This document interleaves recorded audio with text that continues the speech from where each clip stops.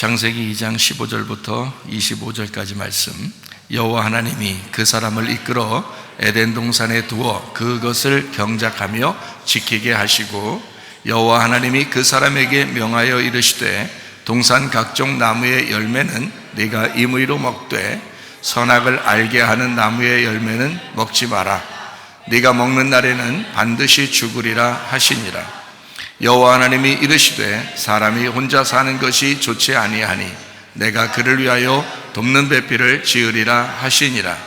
여호와 하나님이 흙으로 각종 들짐승과 공중의 각종 새를 지으시고, 아담이 무엇이라고 부르나 보이시려고 그것들을 그에게로 이끌어 가시니, 아담이 각 생물을 부르는 것이 곧 그 이름이 되었더라.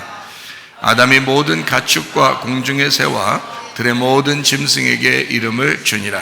아담이 돕는 배필이 없으므로 여호와 하나님이 아담을 깊이 잠들게 하시니, 잠들매 그가 그 갈빗대 하나를 취하고 살로 대신 채우시고, 여호와 하나님이 아담에게서 취하신 그 갈빗대로 여자를 만드시고 그를 아담에게로 이끌어 오시니, 아담이 이르러 이는 내 뼈 중에 뼈요 살 중에 살이라. 이것을 남자에게서 취하였은즉 여자라 부르리라 하니라. 이러므로 남자가 부모를 떠나 그의 아내와 합하여 둘이 한 몸을 이룰지로다. 아담과 그의 아내 두 사람이 벌거벗었으나 부끄러워하지 아니하니라. 아멘. 부모를 떠난 둘의 한 사람, 결혼이라고 하는 게 말이에요. 나이가 들어보면 결혼이 뭔지를 이제 조금씩 알아가게 되죠. 근데 젊은 사람들이 결혼하죠. 나이 먹은 사람들이 결혼하는 건 아니죠. 근데 젊은 사람들이 요즘에는 결혼 생활 더 잘합니다. 요즘 사람들이요. 아는 것도 많고 배우는 것도 많고 그래서 그런지 젊은 사람들이 사실 결혼 생활 더 잘해요. 나이 먹으면 노파심이 생기죠. 얘들이 철없이 결혼했는데 결혼 생활 잘할까, 이렇게 젊은 사람들이 걱정하고 그러죠. 크게 걱정 안 하셔도 됩니다. 왜냐하면 지금 젊은 사람들이 나이 먹은 여러분보다 훨씬 더 결혼 생활을 잘합니다. 요리도 걱정되죠. 뭐 해먹고 살까 걱정되죠. 걱정 안 하셔도 됩니다. 요즘에는 인터넷으로 요리 레시피가 다 돼 있어서 젊은 아이들이 얼마나 요리를 잘하는지 남자들이 더 잘해요. 그걸 보면서, 그러니까 어른들이 너무 걱정 안 하셔도 사실은 젊은 아이들이 결혼 생활도 더 잘하고, 그리고 아니다 싶으면 이혼도 빨리 하고 요즘 젊은 사람들이 훨씬 더 잘 사는 거예요. 그게 옛날 노인들을 생각해 보면 그냥 싫어도 좋아도 그냥 참고 견뎌야 된다 하면서 인생 다 망쳐버리죠. 나이가 먹고 해보면 참 인생 참 씁쓸하게 사는 것이 너무 많았다, 이런 생각들이 들잖아요. 미리 그것을 알았다면 빨리 정리했을 텐데 그 정리도 못하고 질질 끌다가 나중에 나이가 먹었어요. 나중에 나이 먹고 이혼하는 사람들도 있죠. 요즘에는 하루라도, 그 사람들한테 물어보니까 하루라도 내가 즐겁게 살고 내가 죽고 싶다, 그렇게 해서 이혼한다 그래요. 그건 인생을 잘못 산 거죠. 너무 힘든 게 산 겁니다. 그러니까 요즘 젊은 아이들이 결혼 생활도 정말 잘하는 거고요, 헤어져도 빨리 헤어지는 거고 아주 기가 막힙니다. 젊은 아이들이 훨씬 더 연세 드신 분들보다 똑똑하다는 얘기입니다. 그러니까 너무 걱정하지 않으셔도 되죠. 더 결혼 생활 잘할 것이니까. 너무 나이 먹은 사람들이 노파심에서 걱정하는 것 뿐이에요. 자, 성경은 우리가 이제 결혼에 대한 이야기를 성경에서 이렇게 하고 있는데, 창세기부터 요한계시록까지 사실 결혼 이야기입니다. 그러니까 어떻게 보면 이 책은 결혼책이나 마찬가지예요. 결혼책. 그러니까 창세기 때 결혼시키고, 하나님은 마지막 이제 요한계시록에서는 어린 양의 혼인잔치, 그래서 결혼식으로 이 성경을 마쳐요. 그러니까 앞에 결혼식은 완전하다고 보기는 어렵고 뒤에 요한계시록의 결혼식이 완전하죠. 그러니까 완전치 못하게 시작했다가 나중에 마지막 요한계시록 가서 완전하게 결혼 생활이 마쳐지는 거예요. 그게 이제 성경인 거죠. 그러니까 사람들 철 들어서 결혼해요, 철 없을 때 결혼해요. 결혼하고 보니까 그렇죠? 아, 내가 철 없이 결혼했구나, 이런 생각들이 이제 들죠. 철 없이 결혼해서 철 들어가는 거예요. 알아가는 거죠. 이제 점점 알아가고, 아, 이제 결혼이 뭔지 알았다 그러면 이제 죽을 때가 됐죠. 이제 아쉽죠. 그렇지만 이제 결혼이라도 제대로 알고 죽었으니까 다행이다. 죽을 때까지 결혼도 모르고 죽은 사람들도 있으니까, 그렇죠? 결혼이라도 알고 죽었다, 다행이잖아요. 철없이 결혼해서 철 들어가는 것이 결혼 생활이다 라고 생각을 합니다. 제가 인생을 살다 보니까 저도 이제 좀 알겠어요. 어떤 건지. 철없이 살다가 이제 철 들어보니까 좀 알겠고, 부모 마음도 알겠고, 왜 부모님이 걱정하시는지 그런 것도 좀 알겠고, 그렇죠? 결혼이라고 하는 거는 뭐를 전제로 해서 결혼하는 거냐면 믿음을 전제로 해서 결혼하는 겁니다. 믿음이라고 하는 건 다른 말로 말하면 신뢰라는 말이죠. 그러니까 믿음이 있느냐, 신뢰가 있느냐. 우리도 주님을 뭘로 시작해요? 믿음으로 시작합니다. 신뢰로 시작해요. 내가 예수님을 신뢰한다, 예수님을 내가 믿는다, 이것으로 시작하잖아요. 우리의 믿음 생활도, 결혼 생활도 똑같아요. 믿음과 신뢰, 이거로 시작하는 겁니다. 사랑을 처음부터 하는 게 아니고 사랑은 무르익어가는 거예요. 그죠? 신뢰하니까, 믿으니까, 그래서 그 믿음을 끝까지 지켜내기 위해서 결혼 생활을 하게 되는 거거든요. 처음에 그래서 혼인 서약을 합니다. 이렇게 하겠습니까? 네, 그렇게 하겠습니다. 약속합니다. 신뢰죠? 믿음입니다. 그걸 통해서 끝까지 지켜내겠습니다. 이제 철없이 약속을 했어도 약속은 약속이니까 끝까지 지켜내겠습니다 하는 것이 결혼 생활이거든요. 그러니까 결혼은 믿음과 신뢰를 바탕으로 한다. 여러분이 지금 이미 결혼 생활을 하고 있다면 여러분은 끊임없이 믿음과 신뢰를 지키셔야 합니다. 날마다 우리는 뭐 해야 되느냐? 날마다 그래서 우리는 선택을 하며 살아갑니다. 선택. 그러니까 믿음과 신뢰에는 항상 뭐가 따라오냐면 우리의 선택이 필요해요. 오늘 내가 어떻게 살아야지, 선택하는 겁니다. 오늘 남편에게 내가 어떻게 해야 될까? 내가 오늘 아내에게 어떻게 할까? 이것을 날마다 선택하는 겁니다. 믿음도 선택이에요.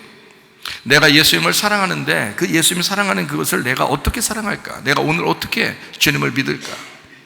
이거 다 선택이죠. 그러니까 하나님이 나를 믿고 하나님이 나를 사랑하는 것은 하나님께 선택이죠. 근데 내가 또 나의 선택도 해야 되잖아요. 내 약속입니다, 하나님 앞에. 그죠? 그 선택을 하는 거예요. 그 믿음에는 선택이 꼭 필요하다는 거죠. 자, 그러니까 결혼은 뭐라고요? 믿음과 신뢰를 바탕으로 한 나의 선택이다. 결혼을 부모가 이렇게 짝지어, 옛날 같으면 다 부모가 짝지어주는 결혼도 했죠, 그죠? 그런데 요즘엔 어때요? 다 자기들 좋아하면 결혼해요. 부모들도 이제 어때요? 니네 좋다면 해라, 이렇게 하잖아요. 그죠? 부모들 마음에 완벽히 100% 마음 들어서 그런 게 아니고 그냥 니네 좋다면 해라, 네가 선택했으니까 네가 책임져라, 그렇게 되는 거죠. 자, 우리가 예수님을 믿을 때도 내가 예수님을 선택했어요. 그러면 예수님을 선택한 것에 대해서 내가 책임을 지는 거예요. 하나님이 나를 선택했어요. 하나님이 우리를 선택했어요. 그러니까 하나님도 우리를 책임지시는 거예요, 끝까지. 그러니까 우리도 하나님을 선택했으니까 우리도 하나님께 대한 나의 책임을 다 해야 되죠. 예수님을 믿겠다고 하고 신뢰한다고 하고 그렇게 선택을 해놓고 그래서 내 마음대로 살면 안 되죠. 선택했으니까 그분의 뜻이 무엇인지 나도 그분을 위해서 살아가야 되는 거죠. 주님도 나를 위해 살아가시니까 나도 주님을 위해서 살아가는 건 마땅한다. 이걸 결혼이라 그런다. 사실 어떻게 보면 여러분과 제가 여기에 이제 결혼식장에 온 거나 마찬가지예요. 주님과 결혼하는 이 결혼식장에 온 이게 교회다. 저는 감히 그렇게 말씀만 드릴 수 있는 건 성경은 결혼으로 시작해서 결혼으로 마치기 때문입니다. 완성이죠. 결혼이 완성입니다. 자, 결혼은 그래서 믿음과 신뢰 그리고 자기의 선택이다. 결혼은 여러분이 주님을 믿는 것도 마찬가지죠. 어린 양을 선택하는 겁니다. 어린 양의 선택을 받아 우리도 어린 양을 선택하는 거예요. 다시 말하면 성경에서 이렇게 하죠. 너 생명과 복과 사망과 저주를 네 앞에 펼쳐놓겠으니까 네가 살기 위해서는 생명을 선택하라 그러죠. 여러분이 결혼을 선택하는 것처럼 생명도 선택하는 겁니다. 어린 양을 선택하는 거예요. 여러분이 우리 교회를 선택해서 이렇게 나오신 겁니다. 복음을 선택하는 거예요. 말씀을 선택하는 거예요. 주님을 선택하는 거예요. 그래서 우리는 우리의 선택에 책임을 가지고, 그러니까 어린 양을 선택한, 그 생명을 선택한 신부가 그 어린 양을 위해서 살아가는 것, 이걸 결혼 생활이라 그렇게 말할 수 있죠. 변함없이 계속되는 결혼 생활, 이것을 신뢰가 계속 책임을 가지고 끝까지 지켜냈다라고 하잖아요. 우리가 주님을 믿는 어린 양을 선택했으면 끝까지 우리도 그 어린 양을 선택한 것을 포기하지 말으셔야 되죠. 그것이 우리의 선택이니까 우리도 책임을 지는 거예요. 하나님하고 내가 혼인 서약을 했으면 끝까지 그 혼인 서약을 지켜야 되는 거죠. 마찬가지예요. 어린 양에 대한 그 변함없는 그 선택, 나의 그 사랑, 그 책임, 이것은 끝까지 가야 된다. 이것을 믿음이라고 한다. 그래서 내 믿음이 믿는다로 끝까지 가는 것을 계속해서 끝까지 유지되는 걸 믿는다, 이렇게 말하는 것입니다. 사람들이 천국 가는 게 뭘로 천국 간다고 그랬어요? 믿는다는 것으로 영생을 얻는다, 그렇게 말하죠. 너희가 믿는다는 것을 멸망받지 않고 영생을 얻게 될 것이다, 그러잖아요. 그게 믿는답니다. 그게 끝까지 가는 믿는다가 되는 거예요. 그것을 변함없는 결혼생활, 변함없는 주님과의 선택에 대한 책임감, 이런 거죠. 그래서 사람들이 중간중간 배신하고 중간중간 바꾸고 막 이혼하고 싸우고 이러는 것은 그건 신뢰가 아니죠. 사실은 책임감에 대한, 내가 선택한 것에 대한 책임, 내가 그 사랑을 선택한, 내가 그 생명을 선택한 것에 대한, 내가 그 결혼에 대한 걸 선택한 것에 대해서 책임을 지는 거죠. 그럼 왜 우리가 이혼했느냐? 왜 우리가 그럼 사람들이 헤어지고 왜 싸우고 그러냐? 철없어서 그렇다니까요. 철없어서. 철들었다면, 양쪽 다 철들은 사람이라면 그렇게 안 하죠. 근데 사람이 어쨌든 싸우고 지지고 볶고 하다가도 계속 살다가 나이가 먹고 이제 할아버지 할머니가 되면 그때는 어떻게 해요? 그냥 살지 뭐, 이렇게 돼요. 좀 철 들었다는 얘기예요. 그냥 살지 뭐 했다는 얘기는 그 사람이 바뀌어서 그런 거예요? 아니면 그냥 에휴, 여기까지 왔는데, 여기까지 왔는데 그냥 덮어주자, 이런 거예요. 주로 여기까지 왔는데 덮어주자, 이런 거예요. 정리하려면 미리미리 했었어야죠. 젊을 때, 요즘 아이들처럼. 요즘 아이들은 참 센스 있어요. 정리하니까 깨끗하게 탁탁 정리해요. 아주, 그게 오히려 센스 있는 거죠. 여러분이 세상에 그럴 수가 있나? 뭘 그럴 수가 있어요. 요즘 세상에 자기 땅에서 태어난 운명대로 사는데 어떻게 살아요, 같이? 자기가 태어날 때 운명이, 원래 그 사람이 태어날 때부터 우울하고, 태어날 때부터 교만하고, 태어날 때부터 그걸 받아온 게 있어요. 음란을 받아오고, 거짓을 받아오고, 욕심을 받아오고, 막 화내는 걸 받아온 사람들이 있단 말이에요. 그게 자기가 원래 처음부터 그런 게 아니라 그렇게 살게 돼 있어요. 그렇게 살도록 땅에서는 그렇게 살게 돼 있는데, 술 먹죠, 도박하죠, 마약하죠. 요즘 아이들 말이에요. 뭐 이상한 동성애도 하죠. 뭐 이상한 생각들을 막 가지고 산단 말이에요. 그런데 그렇게 하고서 온다고요? 그러면 그걸 그대로 결혼 생활까지 가져왔어. 그거 왜 살아야 돼요? 그거는 끝까지 갈 수가 없어요. 그건 자기 인생을 버리는 겁니다. 그건 불행한 거예요. 만약에 이 사람이 그래서 끝까지 결혼 생활을 유지하려면 바뀌어야죠. 사람이 바뀌어야지. 그렇잖아요? 아내가 원하는 남편이 돼야 되고, 남편이 원하는 아내가 돼야죠. 바뀌어야죠. 철 없이 결혼했지만 이제 땅의 운명을 벗어나서 진짜 하늘의 운명을 타고 하나님의 성품으로 바뀌어야 되는 거죠. 그래야 결혼 생활이 완성이 되는 거지. 나이가 먹고 죽을 때 돼서 왜 그때 돼서야 왜 미안하다고 그러냐고. 죽을 때 돼서야 내가 참 미안했다고 왜 그러냐고. 죽을 때 돼서 뭐라고 얘기해야 되냐면, 우리 교회 다니는 사람들은 내가 하늘나라 올라가니까 내가 먼저 가니 당신도 곧 따라오라고. 무서운 얘기인가?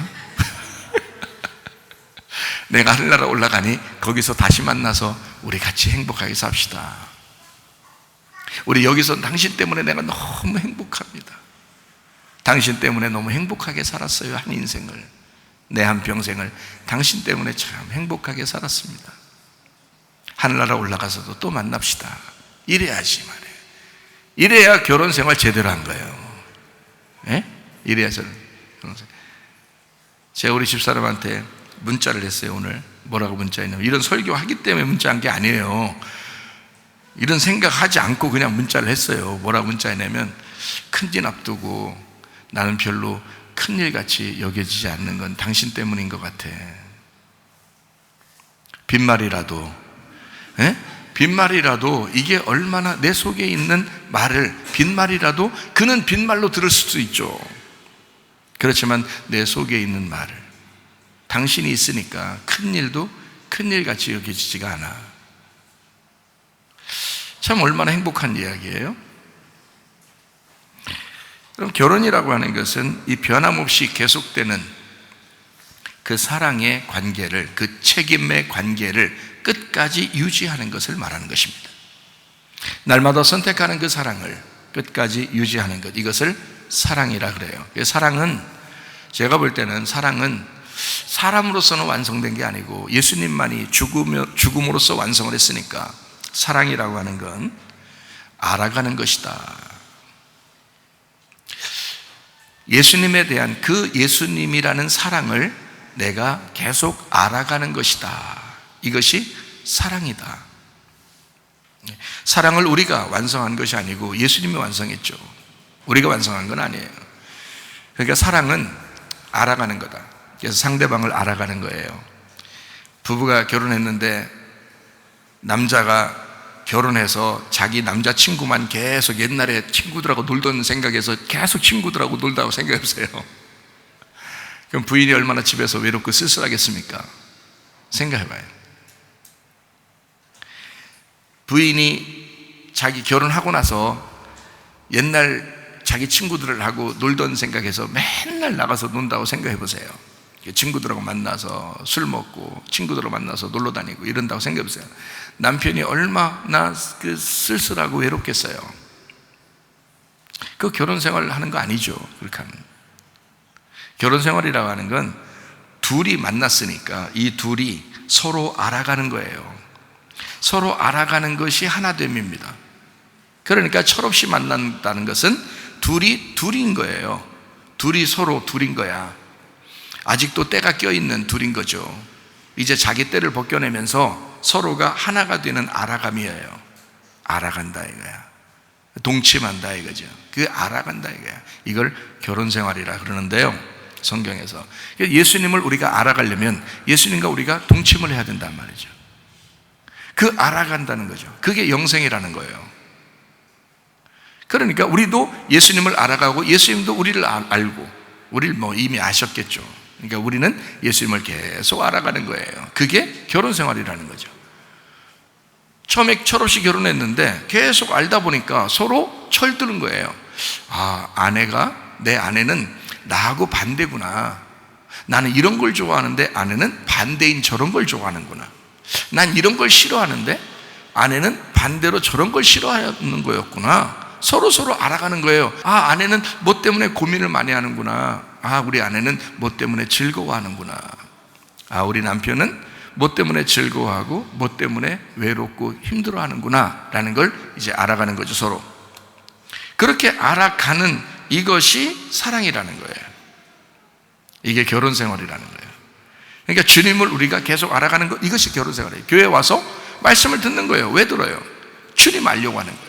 주님을 알아가는 거예요. 우리가 결혼생활 잘하려고, 예수님하고 결혼생활 잘하려고 알아가는 거예요. 이게 주님과 동침하는 거예요. 말씀을 그래서 듣는 거예요. 그래서 아내의 말을 남편이 귀를 기울여 듣고요, 남편의 말을 아내가 귀를 기울여 듣는 거예요. 말을 많이 하지 말고 자꾸 듣는 거예요. 입은 하나고 귀는 둘이니까 한 번 말하고 두 번 듣고, 서로 한 번 말하고 두 번 듣고, 그러면 서로가 알아가겠죠. 그래서 상대방 얘기할 필요 없어요. 자기 얘기를 하면 돼요. 나는 어떤데 라고 얘기해야 상대방이 알아듣겠죠. 그걸 얘기하는 거예요. 여러분이 기도할 때 어때요? 예수님한테 기도할 때 예수님은 어떠신 분입니다, 이거 기도해요? 이미 성경에 써 있고 예수님은 아주 사랑이 많으신 원래 그런 분이십니다. 기도 왜 하죠? 하나님, 예수님, 내가 이런 사람이에요. 나 이런 사람이에요. 자꾸 자기를 알려주는 거예요. 그 기도라 그래요. 그걸 하나님도 하나님 말씀을 통해서 여러분에게 지금 기도하는 것입니다. 하나님은 여러분에게 지금, 예수님은 여러분에게 기도하는 거예요. 예수님에 대해서 얘기해 주는 거예요. 자꾸 알려주는 거예요. 나는 이렇다, 나는 이렇다, 나는 너희를 이렇게 사랑한다. 그렇게 얘기해 주잖아요. 여러분도 주님께 그 사랑을 얘기하는 거예요. 나는 어떻다, 나는 당신을 이렇게 사랑한다, 나도 이렇게 선택한다, 나도 이렇게 주님을 위해서 살아가고 싶다. 자기 얘기를 하는 거예요. 그러면 서로 알아가겠죠, 그죠? 그 결혼 생활이잖아요. 남편과 아내 잘 들으셔요. 그러면 결혼 생활이 어떤지를 여러분이 알아갈 것입니다. 점점 알아가면 알아갈수록 이게 사랑이 되는 거예요. 그걸 결혼 생활이라 그러는 거예요. 몰라서, 이제까지 몰라서 그렇게 사는 거예요. 그러니까 우리 교회는 특별히 부부가 교회 다니는 게 참 좋습니다. 부부가 교회 다니는 게. 왜냐하면 이런 얘기들을 자세하게 설명해 줄 수 있으니까. 네. 그 마태복음 25장에 보면은 10처녀가 나오죠. 5처녀 나오죠. 슬기로운 5처녀가 있고 미련한 5처녀가 있죠. 여러분은 어떤 5처녀 되고 싶어요? 슬기로운 5처녀 되고 싶죠? 그 슬기로운 5처녀는 뭐 때문에 슬기로운 5처녀라고 그랬어요? 기름 등불을 준비했다는 거예요. 기름이 꺼지지 않았다는 거예요. 기름이 계속 닳지 않고 계속 있었다는 얘기고, 미련한 5처녀는 왜 미련하다고 그랬죠? 기름이 자꾸 떨어진 거예요. 기름이 떨어진 거예요. 그러면 기름이 처음부터 이 미련한 사람들은 없었어요? 아니면 처음부터는 있었어요? 처음부터는 똑같이 있었단 말이에요. 그렇죠? 처음부터 똑같이 있었는데 한쪽은 그것을 계속 유지했다는 얘기예요. 기름. 그럼 기름 등불이 켜 있으면 자동적으로 이 기름이 어떻게 해요? 달아요, 안 달아요? 옛날 같으면 기름을 이제 올리브 기름 같은 걸 이렇게 해놓고 그 다음에 등불을 켜놨기 때문에 이 기름이 타면서 이게 등불이 안 꺼지는 거거든요. 그러면 등불이 둘 다 켜 있으니까 한쪽은 꺼져가고 있고 한쪽은 계속 켜 있어요. 그러면 켜 있는 이 등불은 기름이 닳겠어요? 아니면 안 달고 계속 있겠어요? 닳겠죠. 당연히 달아요. 이쪽도 달고 이쪽도 달아요. 그러니까 미련한 5처녀도 기름이 닳고 있고 슬기로운 5처녀도 기름이 닳고 있었던 거예요. 그런데 슬기로운 5처녀가 왜 슬기롭다고 얘기하냐면 그 기름을 계속 보충하고 있었던 거란 말이에요. 슬기로운 5처녀는 그 기름이 그게 꺼지지 않도록, 이게 닳지 않도록 조금이라도 닳는 것 같으면 계속 보충하고 있었던 거예요. 뭐를 보충했을까요? 올리브 기름이에요. 성령님을요. 성령의 충만함을 계속 보충하고 있었던 거란 말이에요. 말씀의 충만을 계속 보충하고 있었던 거란 말이에요. 복음을 계속 듣고 있었던 거란 말이에요. 진리를 계속 꺼지지 않도록 계속 보충하고 있었던 거란 말이에요. 이거를 슬기로운 5처녀라고 그렇게 말하는 거예요. 그러니까 한마디로 말하면 이 슬기로운 5처녀는 계속 뭐 하고 있었냐면 조금이라도 달까봐, 조금이라도 미끄러질까봐 계속 다시 올라가고 계속 기름을 채우고 했었던 거라죠. 그게 무슨 뜻이냐? 회개하고 있었던 거라 그 말이에요. 회개하고 있었던 거라. 여러분이 말할 때 회개하라, 천국이 다가왔다 이렇게 말하면 회개하라, 천국이 다가왔으니까 우리가 회개했어, 나 회개했으니까 나 천국 갈 거야, 그런 말이 아니에요. 성경에 그런 뜻이 아니죠. 신랑을 만나는 그 천국은 회개를 통해서만 만날 수 있단 말이에요. 그럼 그 회개는 왜 회개를 해야 되냐 이거야. 처음 기름을 하나님께서 주셨다는 것은요, 그 슬기로운 5처녀하고 미련한 5처녀 다 기름을 주셨어요. 그 구원을 줬다는 얘기예요. 사랑을 줬다는 얘기예요. 하나님의 생명을 줬다는 얘기예요. 잘 생각해 보세요. 애굽에서 이스라엘 백성들이 6월절 어린 양의 피로 구원받고, 그죠? 이스라엘 백성들 다 구원받고 홍해바다를 건너서 광야로 넘어왔어요. 그렇죠? 거기서 구원 안 받고 넘어온 사람 있나요? 어린 양의 피로 다 구원받고 넘어왔어요. 그런데 광야 생활에서 여호수아와 갈렙처럼 믿음을 지키고 믿음으로 자기가 하나님을 선택하고 그리고 그 하나님 앞에서 그 믿음으로 살아가는 사람이 있었고, 광야에서 다시 애굽으로 돌아가자, 아우 힘들어 죽겠다, 여기 우리 하나님께서 우리 죽일라는가 보다, 나 힘들어 죽겠다, 신앙생활하는 게 왜 이렇게 힘드냐, 이렇게 하면서 애굽으로 돌아가자고 하는 사람들이 있었단 말이에요. 이 사람들 다 기름등불 있었고 구원받고 홍해바다에 건너서 넘어온 사람들이에요, 다. 근데 거기에 여호수아 갈렙이 있었고 광야에 멸망하는 사람이 있었다, 이 말이에요. 미래는 다섯 처녀죠. 멸망한 사람들이 뭘 안 한 거예요? 계속 회개하고 있었어야 되는 거란 말이에요. 계속 기름을 채우고 있었어야 된단 말이에요. 계속 하나님께 돌아가고 있었어야 된다, 그 말이에요. 하나님 앞에 계속 가까이 나아가고 있었어야 된다, 이 말이에요. 길에서 미끄러지면 안 된다, 그 말이에요. 광야에서 벗어나면 안 된다, 그 말이에요. 자꾸 애굽 생각하면 안 된다, 그 말이에요. 그냥 광야에서 하나님을 계속 생각하고 있었어야 된단 말이죠. 하나님 앞에 계속 가까이 나아가고 있었어야 된다, 이 말이에요. 다시 말하면 결혼 생활에 있어서 계속 이 아내에 대해서 내가 알아가려고 하지 않는다면 그건 미끄러지고 있는 것이다, 이 말이에요. 결혼 생활에서 내가 남편에 대해서 계속 알아가려고 하지 않는다면 지금 여기서 미끄러지고 있는 것이다. 기름등불이 꺼져가고 있는 것이다, 그 말이죠. 무슨 말인지 아시겠어요? 기름등불을 계속 채워야 돼요. 결혼 생활에 있어서 절대적으로 아내는 남편을 알아가야 하는 것이고 남편은 아내를 알아가야 되는 거예요. 그게 기름을 채우는 방법입니다. 다시 말하면 하나님 앞에 우리가 결혼했으면 그 하나님을 계속 알아가는 것이 기름등불을 채우는 거예요. 슬기로운 다섯 처녀 되는 것이다. 그 말은 다시 말하면 회개로 돌아가는 것이다. 하나님 앞에 회개하는 것이다. 자, 불이 꺼지고 있다. 다른 말로 말하면 관역에서 벗어나고 있다. 광야로 구원받아 왔는데, 교회로 우리가 구원받아 생명을 얻고 하나님의 사랑을 받아서 교회로 왔는데 여기서 벗어나려고 하고 있다. 애굽이 다시 그리워진다.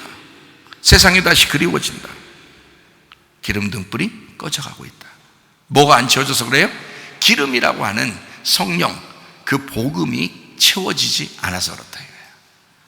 그러니까 끊임없이 예수라는 복음을, 예수라는 그 진리를, 그 예수라는 그 기름을 계속 채우고 있어야 된다, 이 말이에요. 이게 결혼 생활이라는 거예요. 이게 교회 생활이라 그런 말입니다. 그러니까 죄라고 하는 것을 성경에서는 뭐라고 그랬죠? 하나님의 관역에서 떠나는 걸 죄라 그랬어요. 그죠? 그런 걸 다른 말로 말하면 뭐라 그래요? 하나님을 모르는 것이다. 그거를 죄라 그러는 거다. 하나님을 모르니까 다른 범죄들을 하는 거예요. 여러분, 목사님, 나 결혼 생활도 그렇고 교회 생활도 그렇고 나이가 먹고 설교를 들어보니까 내가 왜 그렇게 술을 먹었나? 왜 내가 이렇게 부인을 속삭였나? 내가 왜 남편을 이렇게 괴롭혔나? 내가 살고 보니까 너무 후회스럽고 힘듭니다. 내가 이렇게 잘못되고 죄 가운데 있는 사람이니까 혹시 하나님이 날 구원하지 않으면 어떡할까? 라고 생각할지도 몰라요. 너무 걱정하지 마시기 바랍니다. 우리 주님은 이미 죄를 다 용서하셨어요. 다 죄 용서해도 그렇지만 내가 이렇게 살았는데 이거 다 용서했단 말이에요. 그렇죠. 예수님이 십자가 못 박혀 돌아가셔서 다 용서했다고 그랬잖아요. 그럼 왜 내가 이렇게 계속 또 이렇게 살아요? 그러면 여러분이 이렇게 한 거예요. 여러분이 그 사실을 마음속 깊이 받아들이질 않아서 그런 거예요. 예수님이 나를 위해서 죽으셨다는 그 사실을 깊이 받아들이지 않아서 그래요. 다시 말하면 하나님을 잘 몰라서 그런 거예요. 자, 죄 가운데 있으면 범죄는 반드시 일어나게 되어 있습니다. 외식하고 음란하고 거짓하고 욕심내고 화내고 술 먹고, 이 모든 것들은 다 자기가 예수님을 떠났기 때문에 그렇게 생활을 하고 있는 거예요. 이건 열매로 나타나는 것입니다. 그런 열매 때문에 너 지옥 간다 이렇게 말하는 게 아니라, 성경에서는 뭐가 죄라고 그러냐면 네가 하나님을 모르는 거다, 네가 예수를 모르는 것이다, 그게 죄고 그것 때문에 지옥 가는 것이다.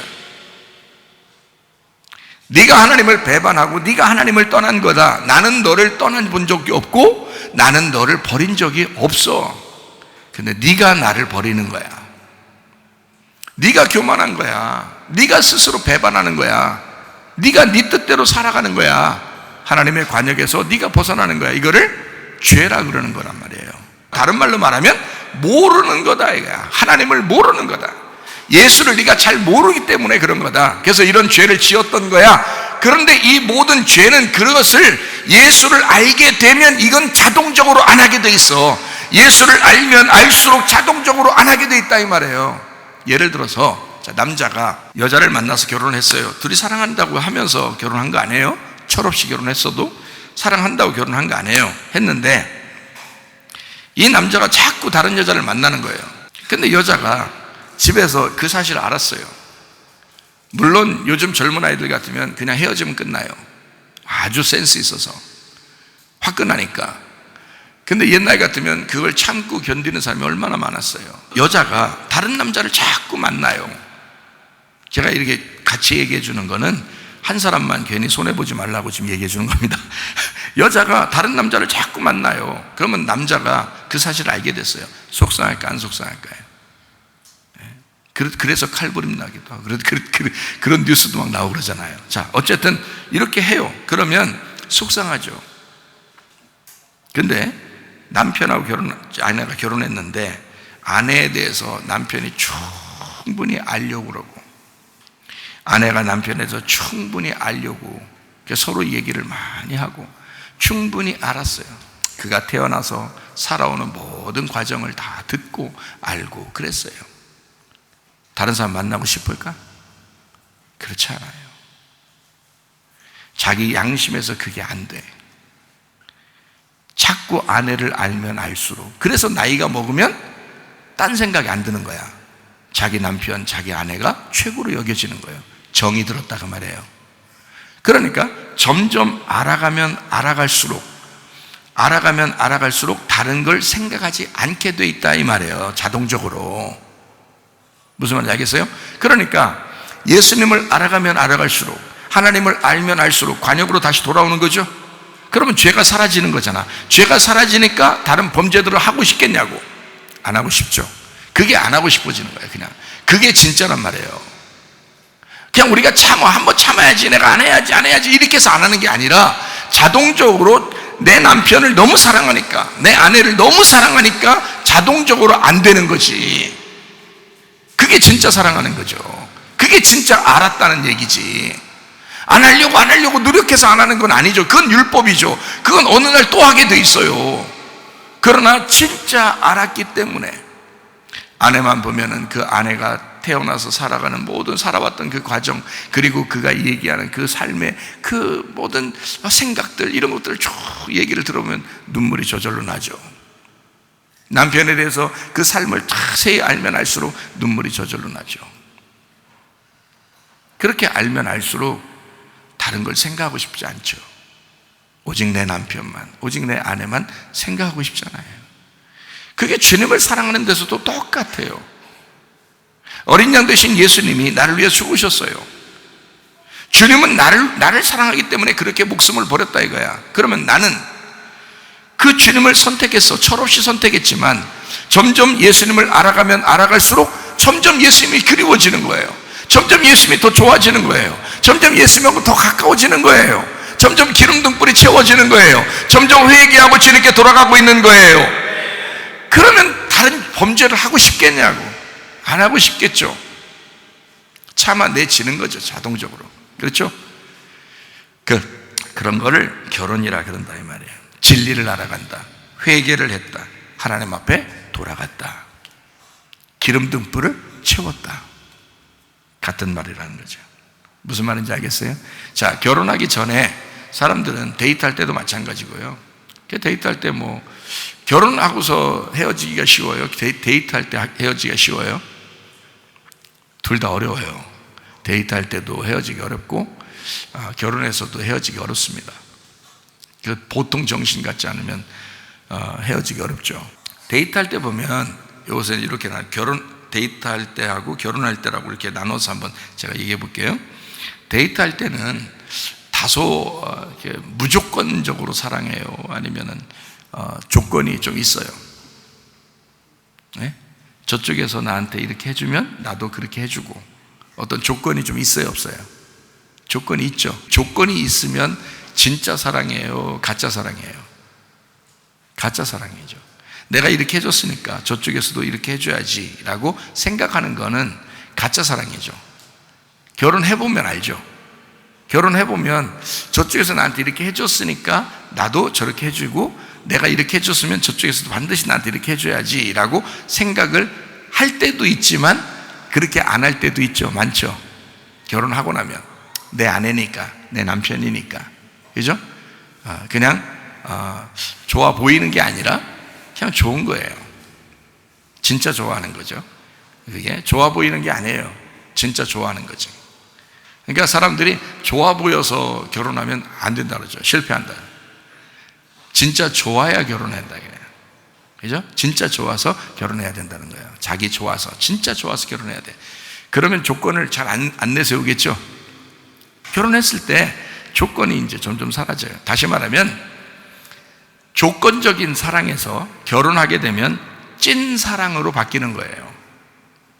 그러니까 찐 사랑을 배워나가는 걸 결혼 생활이라 그런다 이 말이에요.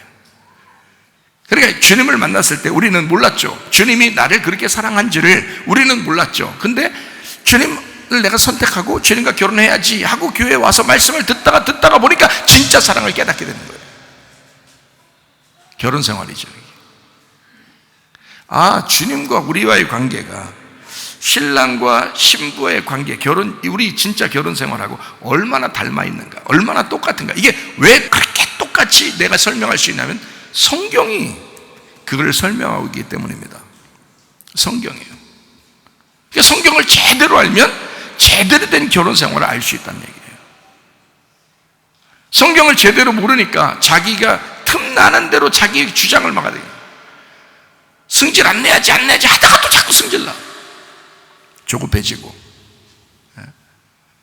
그렇지 않고 하나님 말씀을 깨달으면 깨달을수록, 주님과 함께 더 깊어지면 그 사랑이 깊어지면 깊어질수록 진짜 사랑도, 진짜 결혼도 할 수 있게 된다 이거예요. 그러니까 하나님 말씀이 기반이 된 이 진리의 말씀이 그리스도가 우리 가정의 터가 돼서, 우리 교회의 터가 돼서 집을 건축해야 된다는 거죠. 가정도 교회도. 이해가 되시겠습니까? 그러므로 여러분과 저는 진짜 결혼 생활, 가짜 결혼 생활에서 진짜 결혼 생활로, 가짜 사랑에서 진짜 사랑으로, 조건적인 사랑에서 무조건적인 사랑이 무엇인지를 배워나가는 것, 이것을 결혼 생활이라 그렇게 말한다. 자, 나하고 너하고 있어요. 결혼이라고 하는 건 나하고 너하고 해서 우리가 돼야지 결혼 생활이 되는 거죠. 여전히 결혼하고서도 너, 나 이렇게 하면 안 되죠. 우리가 돼야지. 결혼했으니까 둘이 하나가 돼야 되잖아요.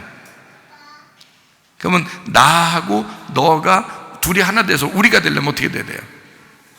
우리가 뭐예요? 우리가 야 우리 밥 먹자, 나하고 너하고 밥 먹자 이런 말이에요? 아니면 나하고 같이 밥 먹자는 거예요?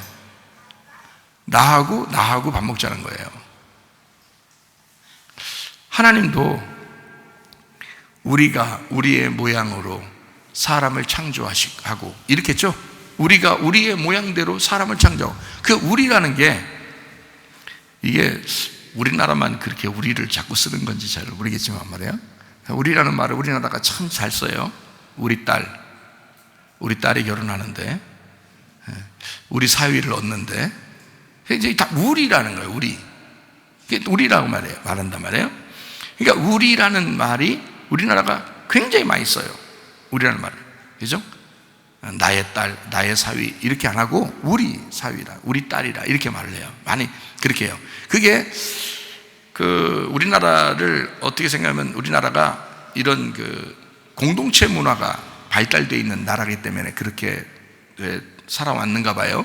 근데 나는 그렇게 보이지 않고 성경의 문화가 그러니까 성경적으로 그렇게 우리나라 사람들이 원래 하나님의 백성들 같아요. 원래가 원래 하나님의 백성들 같아서 우리나라 사람들이 우리라는 말을 잘 쓰는 것 같아요. 우리 하나님도 우리를 이렇게 자기를 갖다가 자기라고 안 하고 우리들 이렇게 말한단 말이에요. 우리가 우리 모양대로 사람을 만들자 이렇게 얘기해요. 그러면 하나님이 한 분이란 얘기요, 둘셋이라는 얘기예요. 둘셋이라는 얘기예요. 둘셋이라는 얘기를 성경에서는 우리가 뭘로 교리적으로 사람들이 얘기해요? 삼위일체라고 얘기를 해요. 삼위일체. 세 분이 있는데 그게 하나라는 거야. 그 우리라는 거예요. 우리라고. 그러니까 세 분이 하나라는 거예요. 그 삼위일체라고 그러잖아요. 그 우리도 마찬가지예요. 나, 너 하면 둘인데 나 하면 우리가 되는 거예요. 우리는 하나가 되잖아요. 우리는 하나가 되잖아요.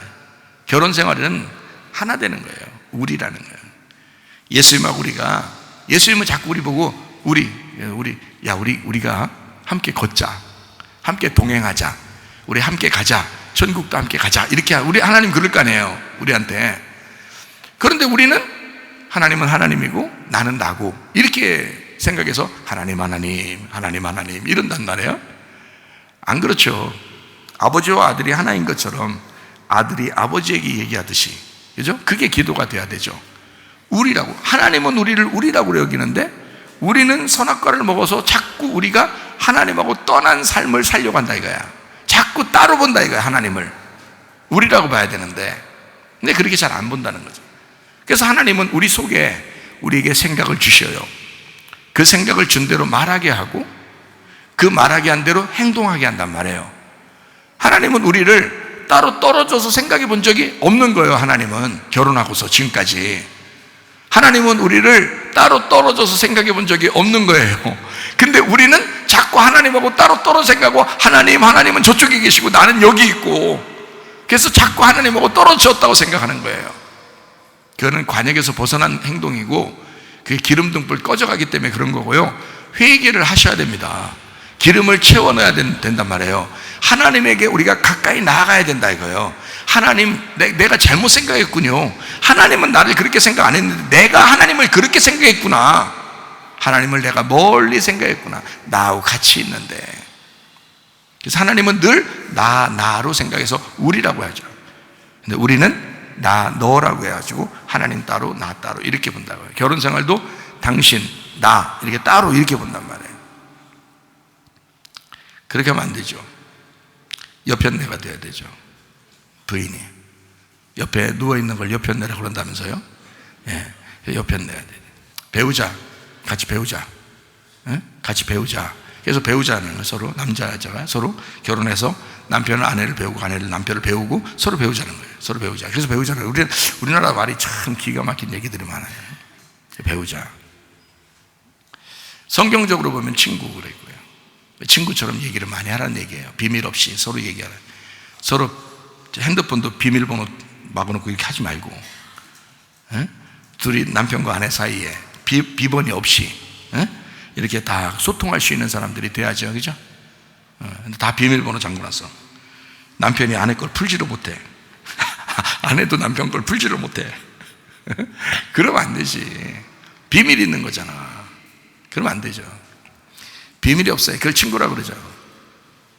자, 무조건적 사랑에는요, 조건이 아니기 때문에 너와 내가 아니라 우리가 돼야 된다는 말이야. 그러려면 나와 나가 돼야 된다는 거죠.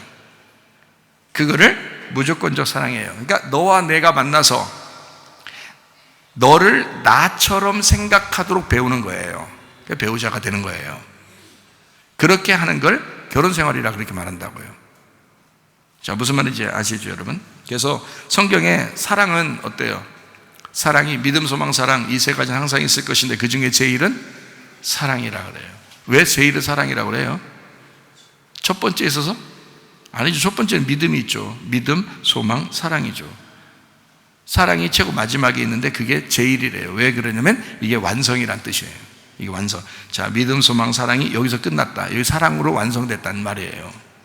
믿음으로 시작해서 소망을 가진 우리가 사랑으로 완성했다, 사랑으로 끝났다는 얘기거든요. 그래서 믿음, 소망, 사랑 이 세 가지 항상 있을 것인데 그 중에 제일은 사랑이라. 이게 완성이다 그 말이에요.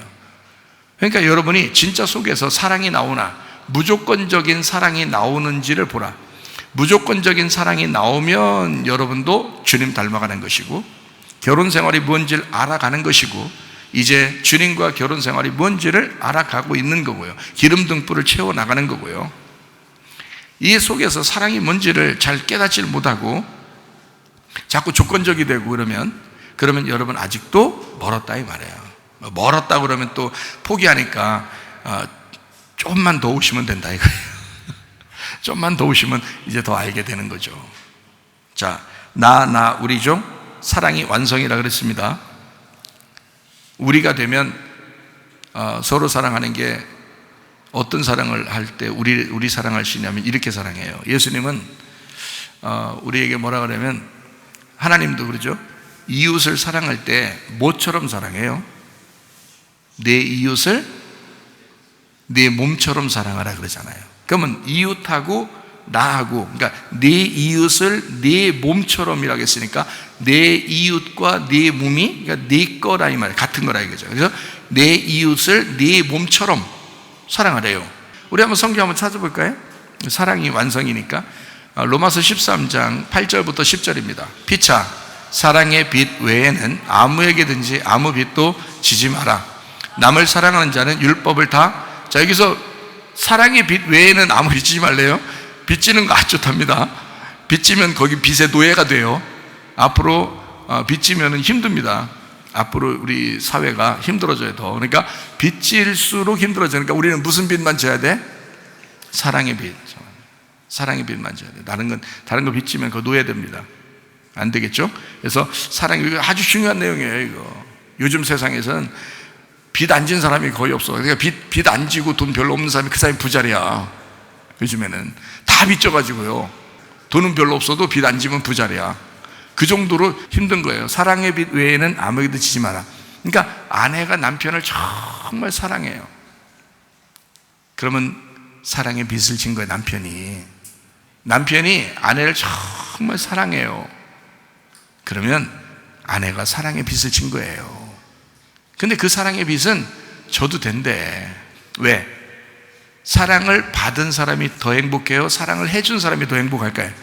사랑을 준 사람이 더 행복하기 때문에 사랑의 빚은 져도 된대. 그쪽 사람이 더 행복하니까. 뭔 말인가 알겠죠? 예, 그러니까 사랑의 빚은 져도 돼. 왜냐면 그렇게 사랑을 해준 사람이 더 행복함을 느낀단 말이에요. 더 천국을 느낀다는 거지. 그래서 사랑의 빚은 져도 된다.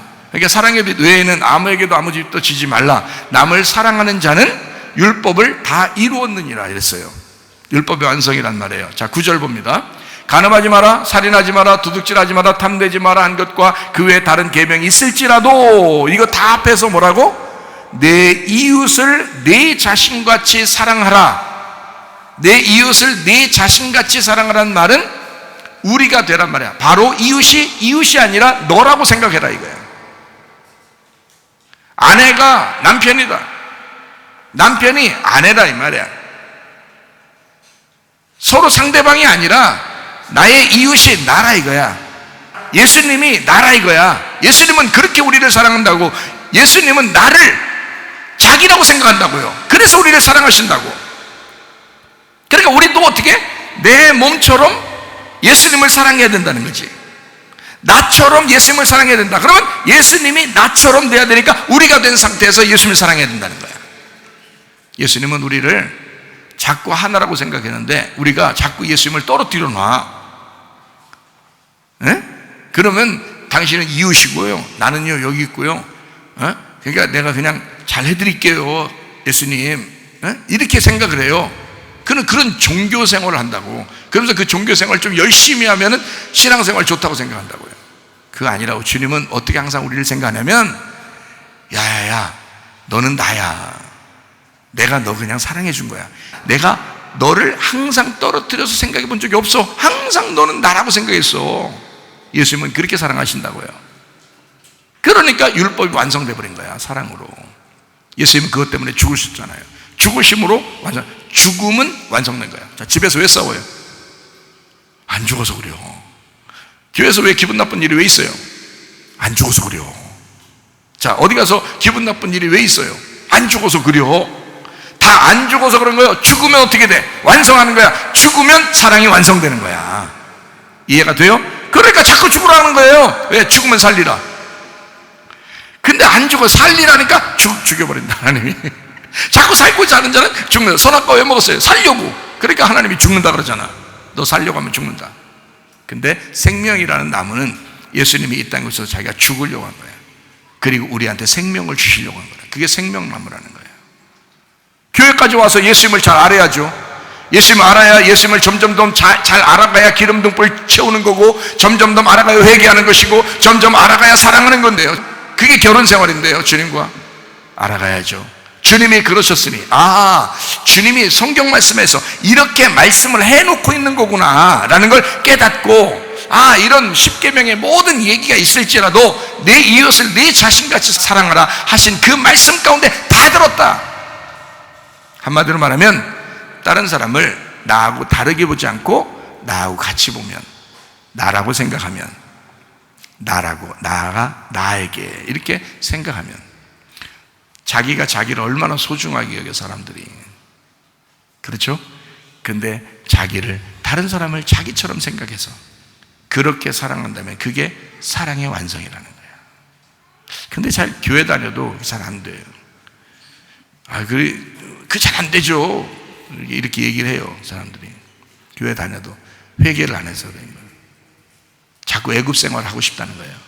자꾸 태어날 때부터 지금까지 자기는 어떻게 살았는데 하면서 그거 생각하면서 얘기하는 거예요. 거듭나라고 그랬잖아요. 홍해바다 건넜으면 다시는 애굽을 그리워하지 말아야 된다잖아요. 가나안 땅을 가야 된다잖아요. 진짜 예수 믿어야 되잖아요.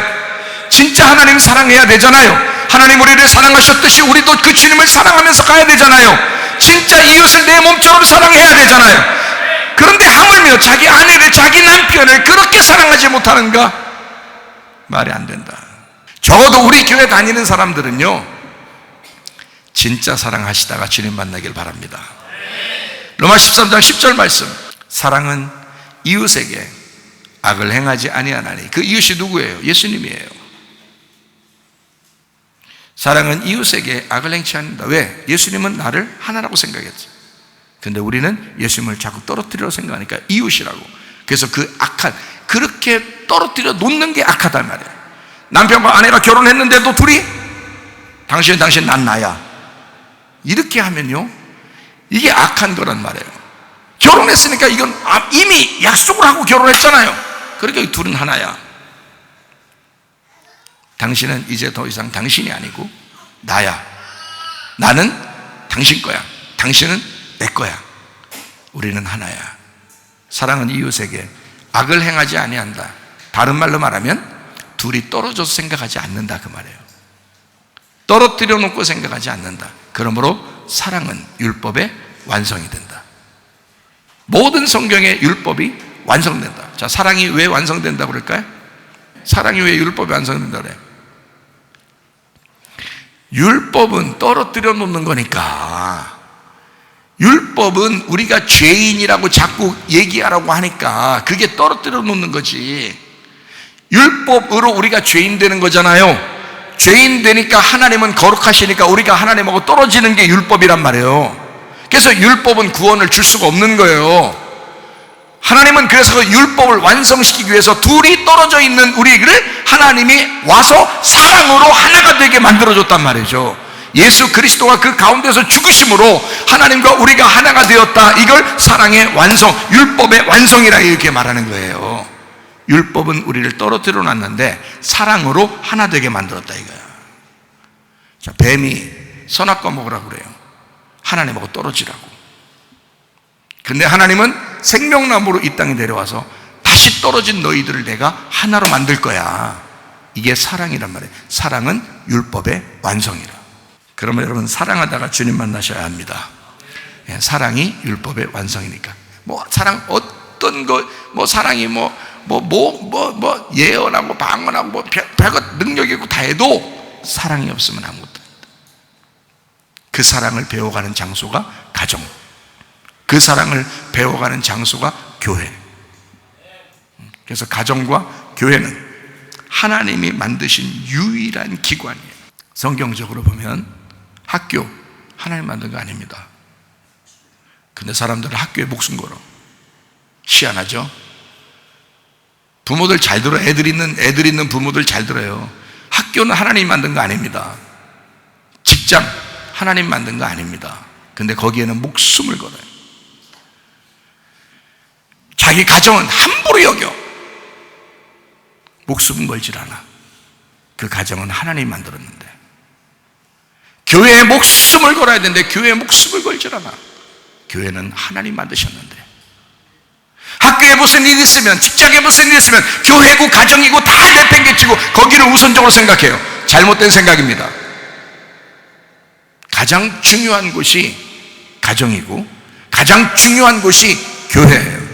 왜 그러냐면 하나님이 만든 거라고요. 유일하게 하나님이 만든 거는 가정, 하나님이 만든 건 교회라고요.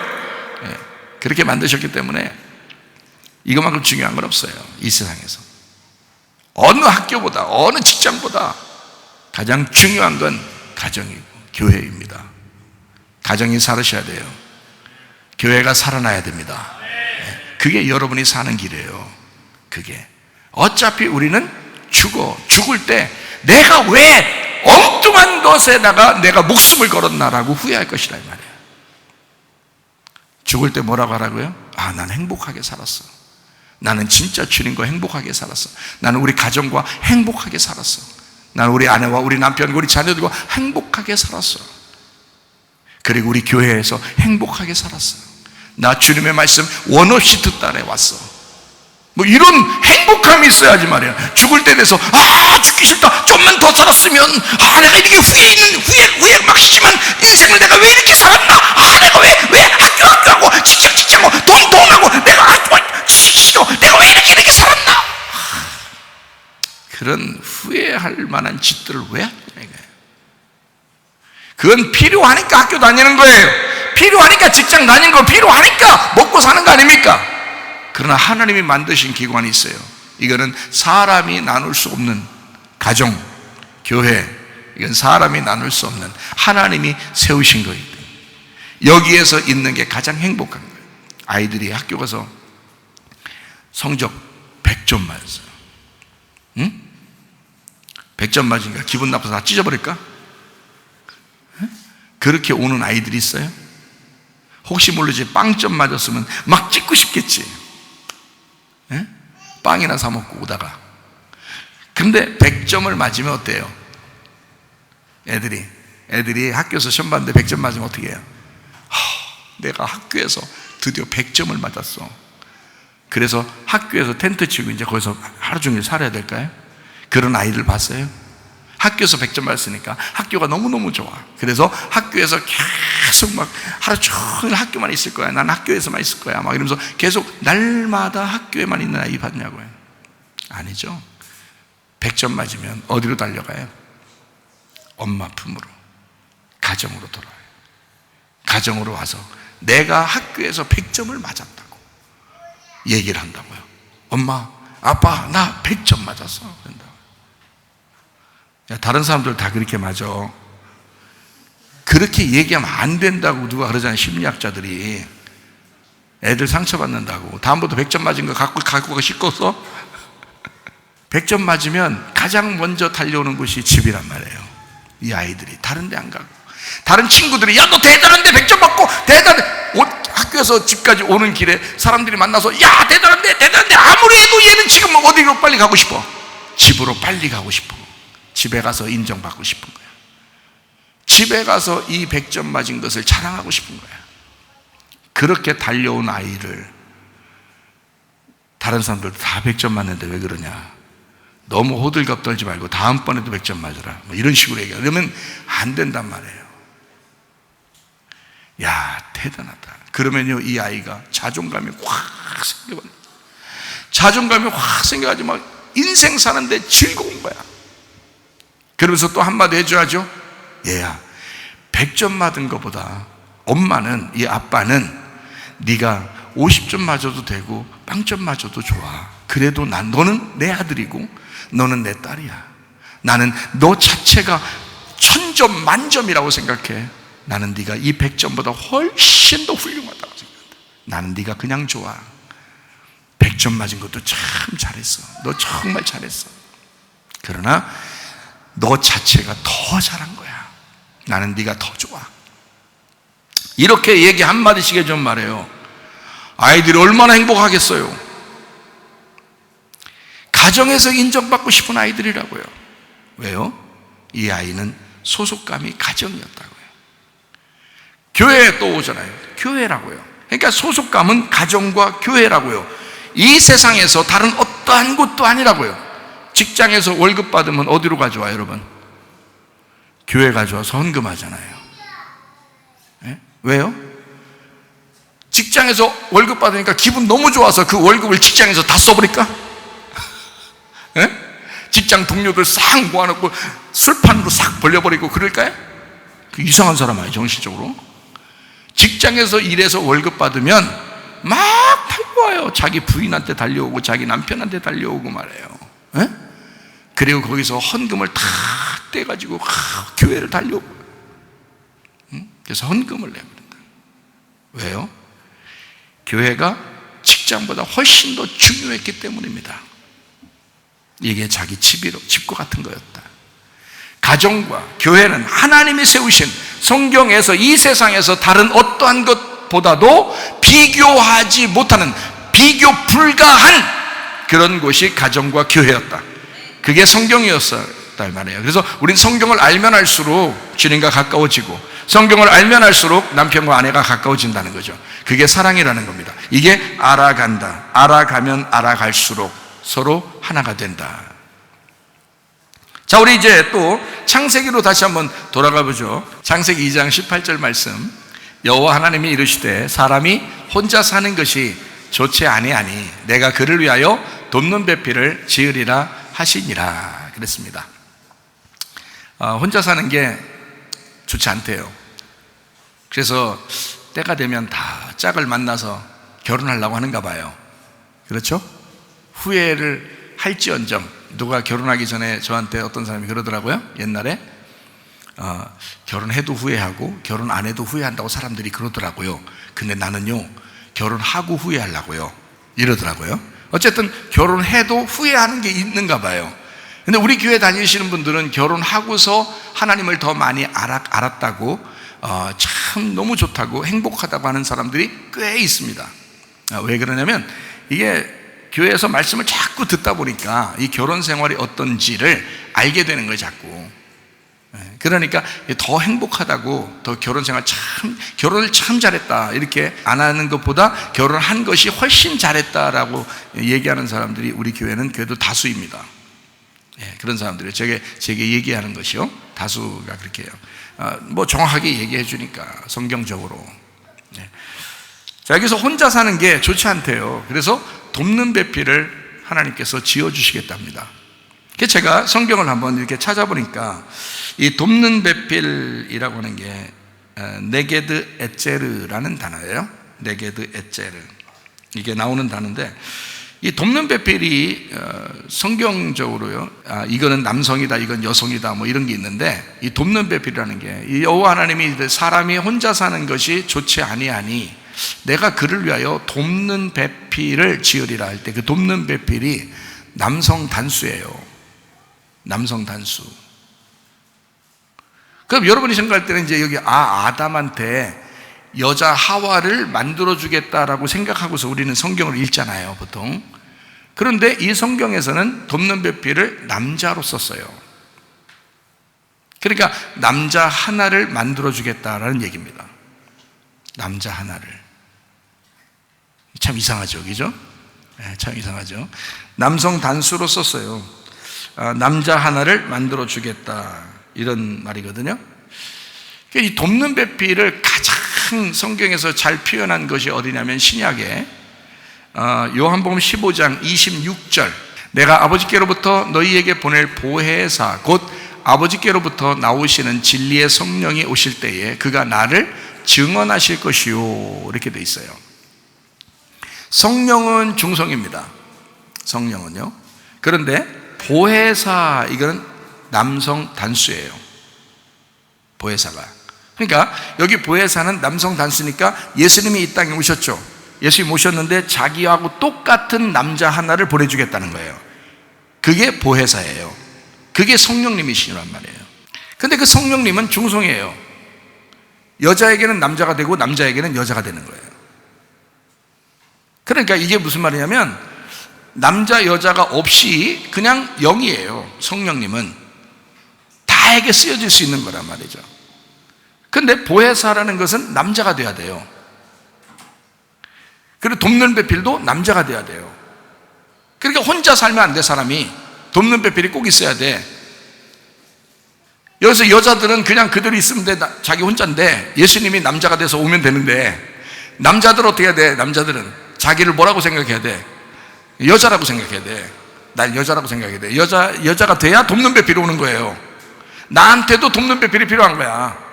이걸 갖다 어떤 놈이 또 동성애라고 그러면 이상한 거야. 이게 또 그런 뜻이 아니거든요. 이 말이 그냥 돕는 배필이라는 게 어떤 의미로 쓰려고 했던 거냐면 예수님이라고 하는 분이라고 하는 걸 설명하려고 했던 거란 말이에요. 성경에서는 예수님이 남자로 왔잖아요. 여자로 안 오고.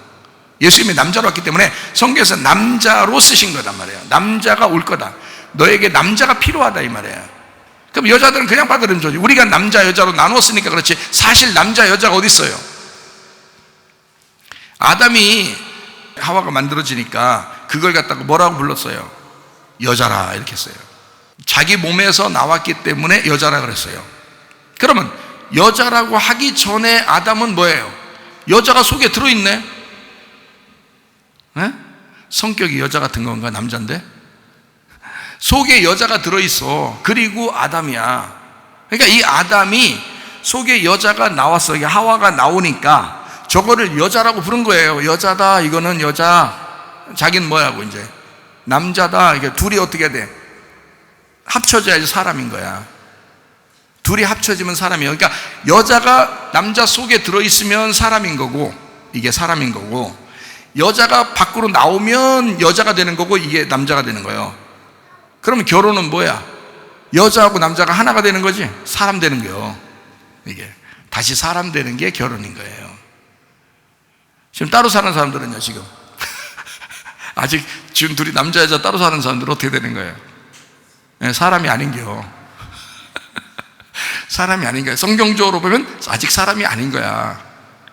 남자 여자가 같이 있어야 이걸 하나라고 그래요. 이게 반쪽짜리. 지금 혼자 있는 사람은 반쪽짜리야.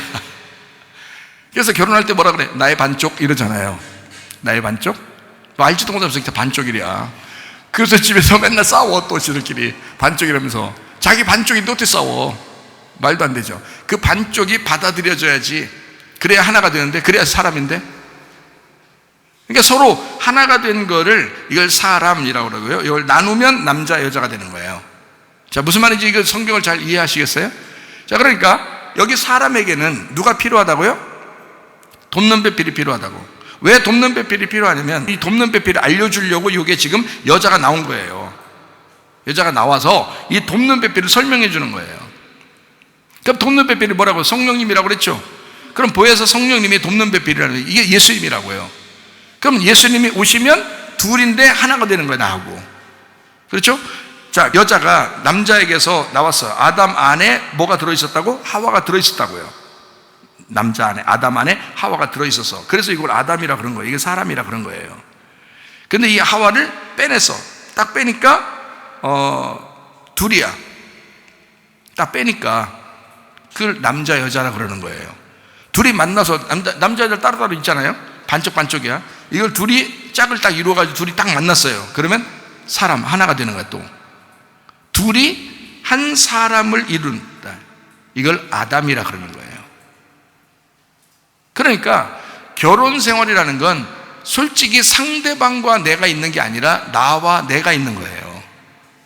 하와가 아담 뱃속에 있을 때는, 갈비뼈로 있었죠. 뱃속에 있을 때는 이게 아담이라고 해야 되는겨, 이걸 뱃속에 있을 때 이걸 하와라고 해야 되는겨? 생각해 보세요. 자, 하나님은 아담을 만드셨는데 아담 안에 하와가 들어있어요. 그럼 이 하와를, 아담 안에 있는 하와를 아담이라고 해야 되는겨, 하와라고 해야 되는겨?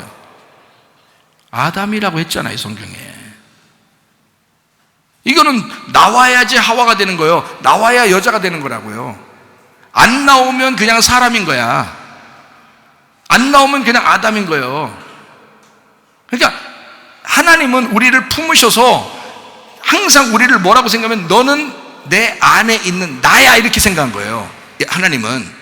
그러면 우리도 그 하나님을 내 속에 품어야 되잖아요.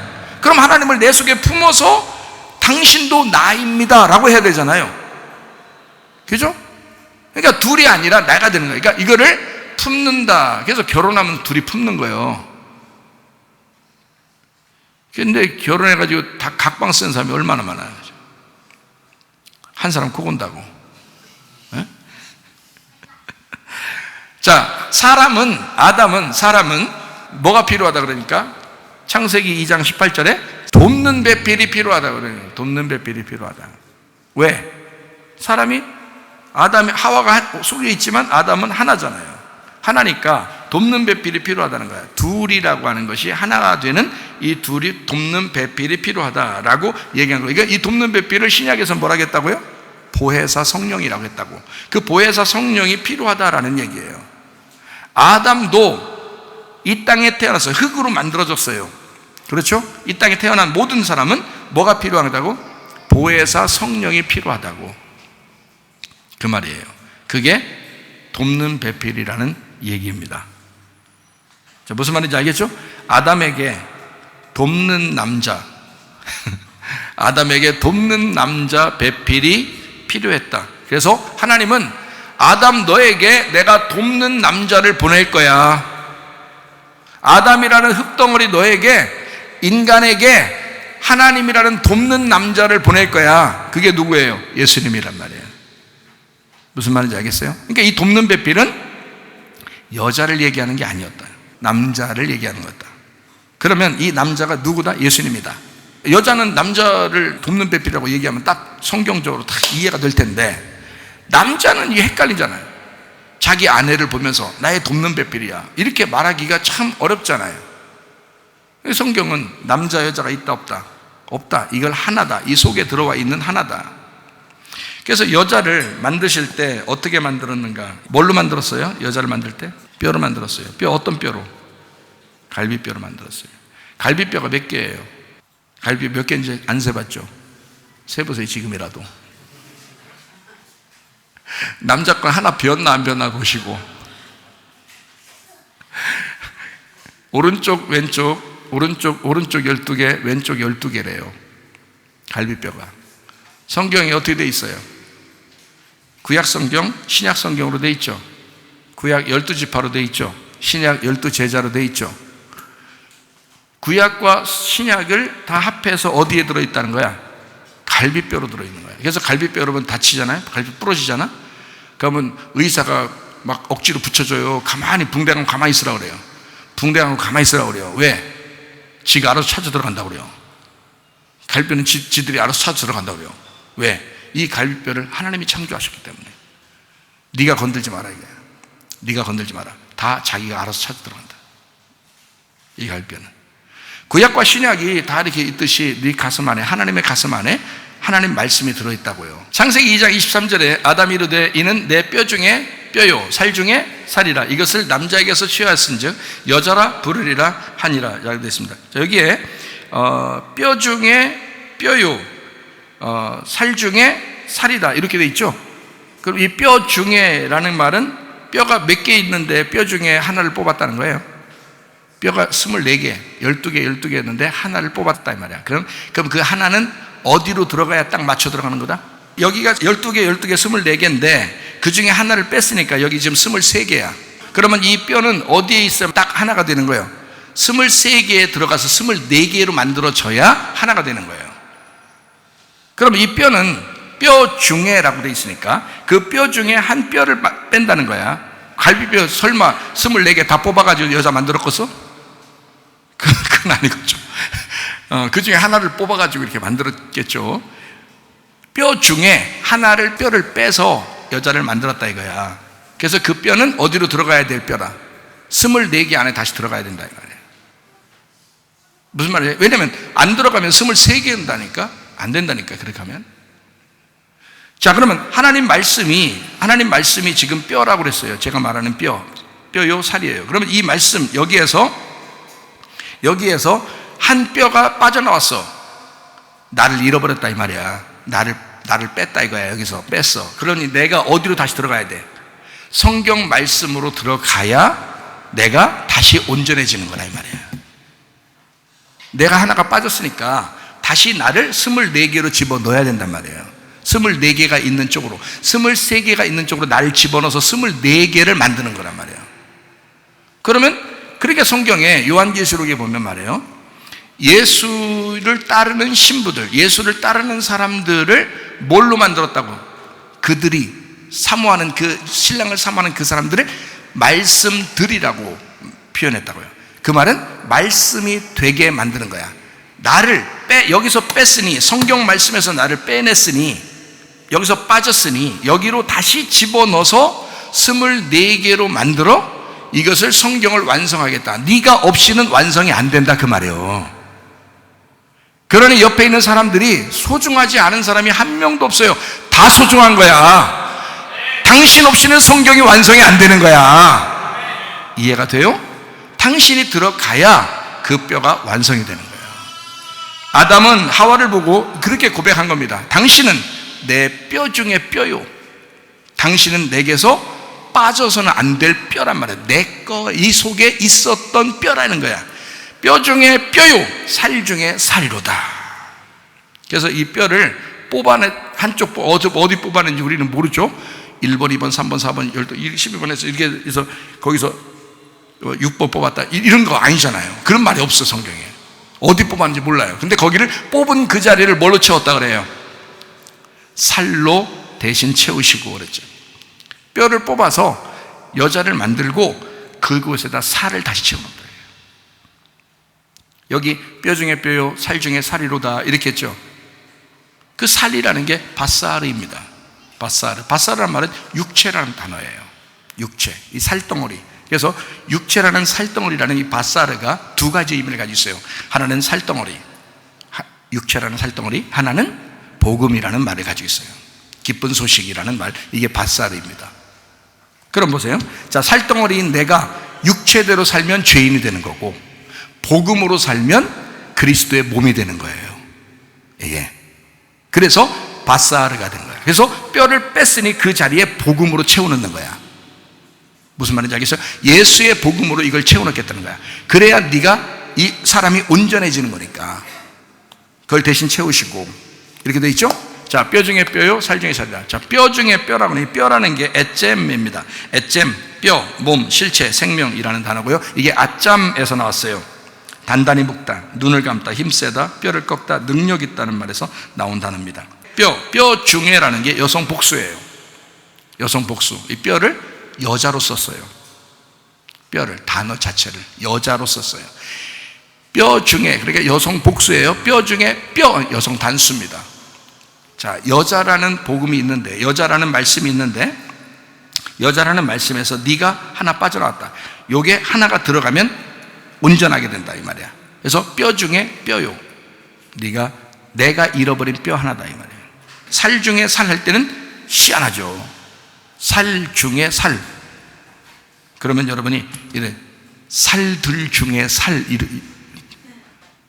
해야 되는데 이게 그게 아니란 말이에요. 살 중에 살이에요. 이건 또 살도 살 중에 이것도 남성 단수.